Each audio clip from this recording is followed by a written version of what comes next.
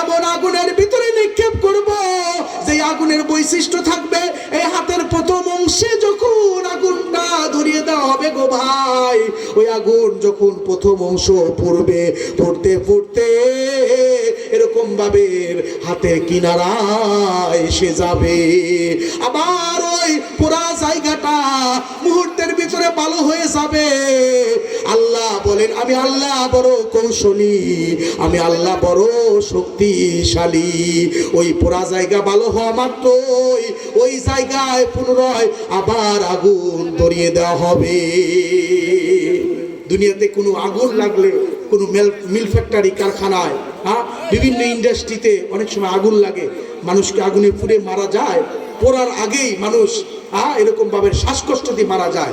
কিন্তু জাহান্নামীদেরকে এমন আগুন ধরিয়ে দেওয়া হবে গো ভাই, যে আগুন কি করবে না, পুড়বে না, পুড়বে এমন ভাবে পুড়বে যে পোড়ার পরে শাস্তি ভোগ করবে, পুড়ে কালো হবে, এরকম ভাবে চামড়া পুড়বে, হাড্ডি পুড়বে, রক্ত পুড়বে, কলিজায়ও ধাও ধাও করে আগুনগুলো জ্বলবে, কিন্তু ওই মানুষটা ওই সময় মরবে না।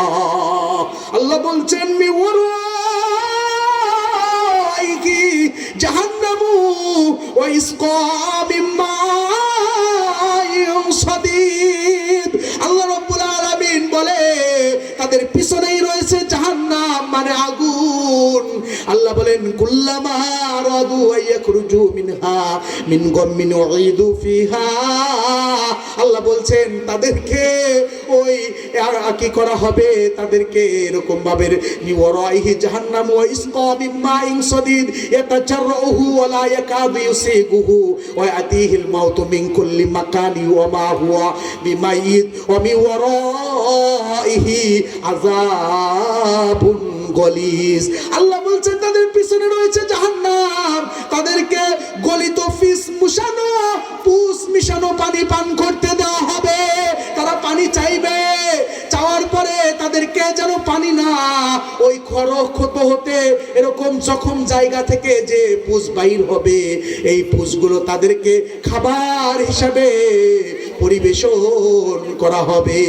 ক্ষুধার যন্ত্রণা তারা এই খাবারগুলো মুখের ভিতরে ঢেলে দিবে, খুব কমই ভিতরে যাবে, খুব কমই গিলতে পারবে, আর এতেই তাদের ভিতরে গিয়ে তাদের নারীগুলোকে, নারী পুরুষগুলোকে এরকম ভাবে উলট পালট করে দেওয়া হবে। তাদের মৃত্যুর যন্ত্রণা চারদিক থেকে ধরবে, কিন্তু তারা মরবে না। আল্লাহ বলেন সুম্মা লা ইয়ামুতু ফিহা ওয়া লা ইয়াহইয়া। জাহান্নামীদেরকে আল্লাহ এমন ভাবে রাখবেন যেন তারা মরবেও না, যেন তারা বাঁচবেও না, যেন তারা জেতাও না, যেন তারা মরাও না, এমন ভাবে রাখবে মানুষ মরার সময় যে কষ্ট চারদিক থেকে ধরে, মালাকুল মাউত একটা পাপিষ্ট ব্যক্তির আত্মাকে বাহির করার সময় যেমন আত্মা মাথার চাঁদের উপরে পালায়ন করে, পায়ের তালুর কাছে আসে, এরকম ভাবে বাঁচার জন্য ওই মানুষের ভিতর থেকে বাহির হতে চায় না। কিন্তু আমার আল্লাহ রব্বুল আলামিন বলছে ওই খাবারটা যখন খাবে, ওই গলিত পুষ মিশানো পানিটা অল্পই তার দেহের ভিতরে যাবে, এতে করে তার মরণের কষ্ট চারদিক থেকে মরণের নমুনা তাকে ঘিরে ধরবে, কিন্তু সে মরবে না। এবং তাকে বলা হবে তোমার জন্য পিছনে আরো এর থেকে ভয়ানক আযাব অপেক্ষা করছে। ও ভাইরা আমার, বন্ধুগণেরা আমার, এই পবিত্র আল কোরআন খুলে দেখুন, 69 নম্বর সূরা, সূরা আল হাক্কা 27 নম্বর আয়াত থেকে আল্লাহ বলেন, আল্লাহ তাআলা বলছেন এরকম ভাবে, আল্লাহ রাব্বুল আলামিন বলেন ও দুনিয়ার মানুষেরা তোমরা শোনো, তোমরা জেনে রাখো, ওই সময় কিয়ামতের মাঠে অপরাধীরা বলবে, ও দুনিয়াবাসীরা, অপরাধীরা বলবে হায় আফসোস, দুনিয়ার মরণে যদি চূড়ান্ত হতো, আজ কতই না আমার জন্য উত্তম ছিল, আজকে যদি আমারে তাজা না করা হতো, আমারে যদি মাটি বানিয়ে মাগ না আননি মালিয়া। সেদিন অপরাধীরা বলবে বলবে হায় আফসোস, দুনিয়ার মরণই যদি চূড়ান্ত হতো, হালাকা আন্না আন্নি সুলতানিয়া। আল্লাহ তাআলা বলছেন ওই সময় মানুষ এরকম ভাবে বলবে, হায় রে আমার আজকে এই সম্পদ, আমার টাকা পয়সা কোনো কাজে আসলো না, আমার বাড়ি ঘড়ি, আমার বানানো বিল্ডিং, টাকা পয়সা, ব্যাংক ব্যালেন্স আজকে এই বিপদের সময় কোনোভাবে কাজে আসছে না। হালাকা আন্নি সুলতানিয়া। সেদিন আফসোস করে বলবে, কোথায় গেল আমার ক্ষমতা, কোথায় গেল আমার দাম্ভিক্য, কোথায় গেল আমার অহংকার, কোথায় গেল আমার গৌরব। আমার একটা কথা মানুষ শুনে নিতে বাধ্য, আমি যদি মিথ্যা কথা বলতাম ওটাই সত্য হয়ে যেত, আমি যা বলতাম তাই হয়ে যেত।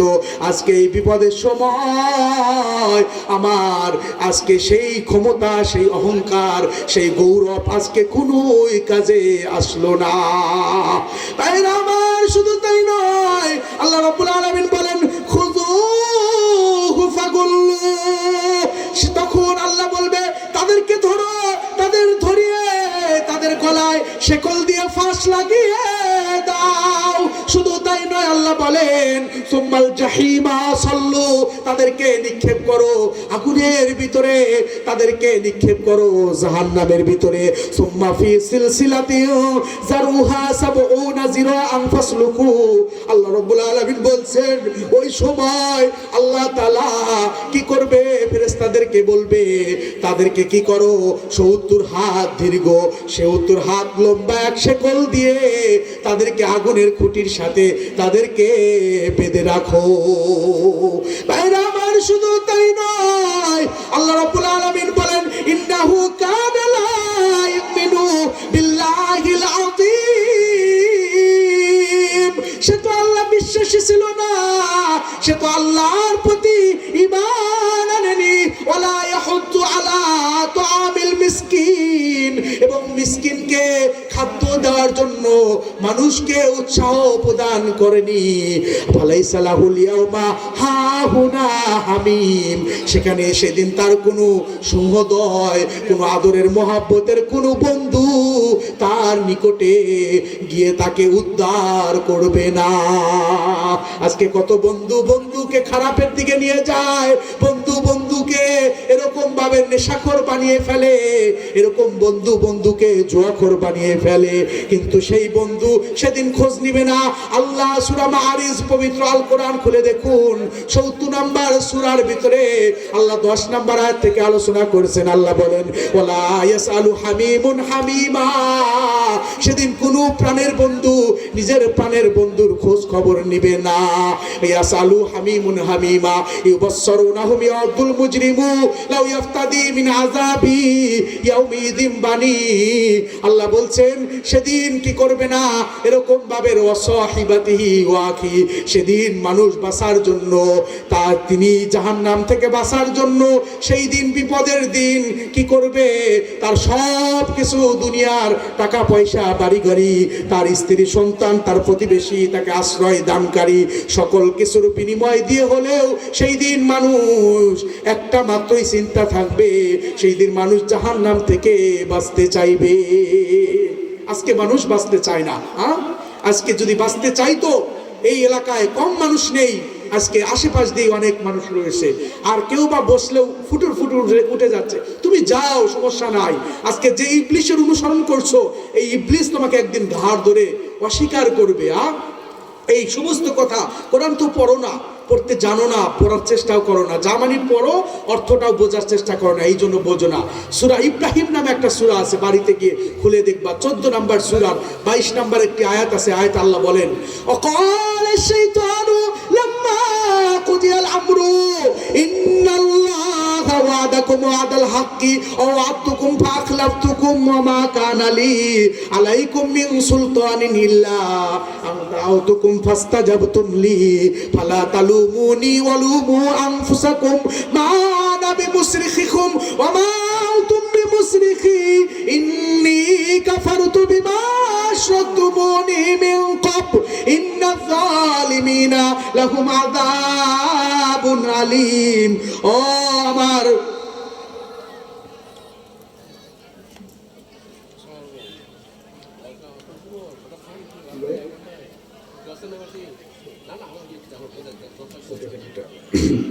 আল্লাহ রাব্বুল আলামিন বলছেন ওয়াকাল শাইতানু লাম্মা কুজিয়াল আমরু ইন্নাল্লাহা ওয়াদাকুম। আল্লাহ বলছেন ওই কিয়ামতের মাঠে যখন সব কিছুর চূড়ান্ত ফয়সালা করে দেওয়া হবে তখন ইবলিস শয়তান বলবে ও আমার অনুসারীরা যারা আমাকে অনুসরণ করেছো তোমরা আমার কথা শোনো, আজকে তোমাদের আল্লাহ তোমাদেরকে যে সকল ওয়াদা বা প্রতিশ্রুতি দিয়েছিলেন তা সবই সত্য ছিল, আর আমিও তোমাদেরকে প্রতিশ্রুতি দিয়েছিলাম কিন্তু আমি একটাও পূরণ করিনি।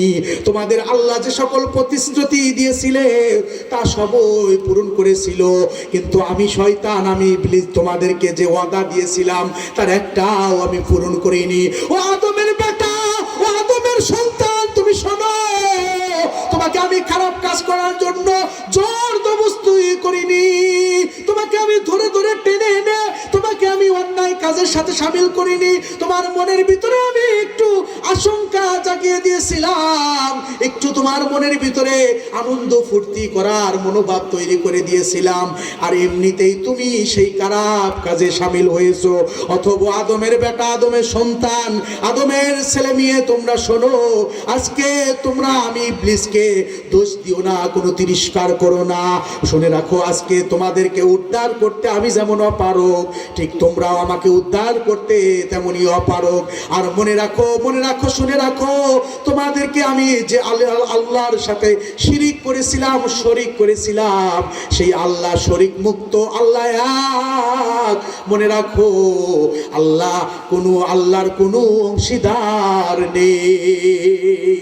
আজকে যে আদমের ধোঁকায় পড়ে আজকে মানুষগুলো পাপের দিকে লিপ্ত হচ্ছে, যে যেদিকে পারে দুনিয়াকে এরকম ভাবে আপন করে নিচ্ছে, আখিরাতকে দূরে ফেলে দিচ্ছে। আসলে আমরা ভুল দিকে আগাচ্ছি, আমাদের জীবনকে সাজাচ্ছি। এই জন্য ভাইয়ের আমার, ওয়াজ বক্তৃতা অনেক শুনবেন, কিন্তু আজকে আমি আপনাদেরকে জাহান্নামের বিষয়টা এই জন্যই নিয়েছি যে আল্লাহ নবী বলেছেন মানুষ জান্নাত এবং জাহান্নামের কথা শুনলে মানুষ বেশি পরিবর্তন হয়। আজকে এই কান দিয়ে শুনে যদি ওই কান দিয়ে বাহির করেন, অশোনার আগেও যেমন ছিলেন, অশোনার পরেও যদি যেমন তেমনই থাকেন, তাহলে এলাকার লাভ হবে, মসজিদের উন্নত হবে, কিন্তু আপনার কোনো লাভ হবে না। মনে রাখবেন, আপনার পায়ের নিচের মাটি যে কোনো মুহূর্তে বুকের উপরে উঠে যাবে। বলেন ঠিক কিনা? এটার কোনো সময় আছে ভাই? এটার কোনো তারিখ আছে? রাতেও হতে পারে, দিনেও হতে পারে। এই বয়সে বহু মানুষ, শত শত মানুষের জানাজা পড়িয়েছি, দেখেছি এমনও গণ্যমান্য ব্যক্তি এরকম কলা গাছের উপরে শেষ পর্যন্ত মাটি হয়েছে। 4 দিন 3 দিন একেবারে বৃষ্টি, মাটি দেওয়ার মতো কোনো ব্যবস্থা নেই, মাটি খুঁটলেই পানি উঠানোর পরেও পানি, ওই অবস্থায় মাটি দেওয়া হয়েছে। তো কার যে কিভাবে আমাদের কোথায় যেতে হবে ভাইয়ের আমার, আমরা জানি না। এই জন্য জীবনকে নিয়ে এত বড়াই করার কিছু নেই, আখিরাতমুখী জীবনকে সাজাতে হবে।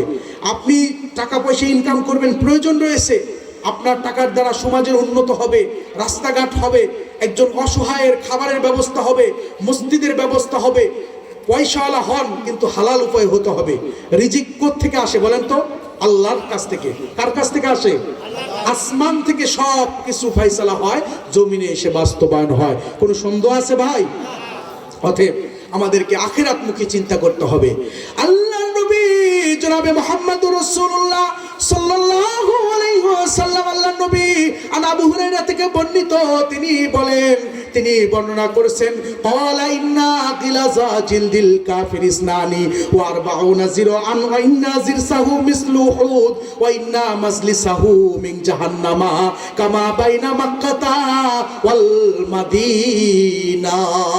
আল্লাহর নবী বলেন, ও সাহাবীরা, তোমরা শোনো, যখন কোন কাফেরকে, কোন মুশরিককে যখন আল্লাহ জাহান্নামে দিবেন, তখন তার শারীরিক গঠন প্রণালীর পরিবর্তন আনবেন। তার 1 নাম্বার হচ্ছে এই যে শরীরের উপরে চামড়া, আল্লাহ আপনাকে আমাকে চামড়া দিয়েছে এই শীতের ঠান্ডা থেকে বাঁচার জন্য, রাস্তাঘাটের ধুলাবালু থেকে আমাদের গোশত হাড্ডি কলিজাগুলোকে ভালো রাখার জন্য আল্লাহ পোশাক স্বরূপ এরকম চামড়া দিয়েছে, হালকা একটু পুর মোটা, কিন্তু জাহান্নামীদেরকেও চামড়া দিবেন। আল্লাহর নবী বলছেন সেই চামড়া হবে 42 গজ বা 42 হাত মোটা, পুর হবে সেই চামড়া। 42 হাত মোটা হবে একটা জাহান্নামীর শরীরের চামড়া। শুধু তাই নয় ও মা বোনেরা আমার, এমনি সুযোগ পেলে মহিলা ঝগড়া লেগে যাও। স্বামী এত কষ্ট করে মাথার ঘাম পায়ে ফেলে সারাদিন লেবারের কাজ করে, ওই অটো চালিয়ে, রিক্সা চালিয়ে অফিসে কাজ করে, ওই সারের কত বকাবাজি শোনার পরেও এই কষ্ট করে এরকম ভাবে তোমাকে কামাই করে খাওয়ানোর পরে একটু যদি স্বামীর কাছ থেকে ভুল পেয়ে যায়, আমার মা বোনেরা বলে তোমার সংসারে এসে কিছুই পেলাম না। বলেন ঠিক কিনা? এরকম মহিলা আছে না?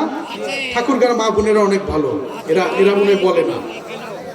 ও ভাইরা আমার, মা বোনেরা শোনো শোনো, মানুষ হয়ে যদি মানুষকে সেজদার অনুমতি দিত, মানুষকে সেজদা দেওয়া সম্পূর্ণ আল্লাহ হারাম করে দিয়েছে। অনেক বোকা মানুষ আছে মাজারে গিয়ে মৃত মানুষের কাছে সেজদা দেয়, আছে না ভাই? এটা কি ভালো কাজ করে? এটা করলে ঈমান একবার বাইর হয়ে গেল, সে আর হিন্দু একই কথা হয়ে গেল।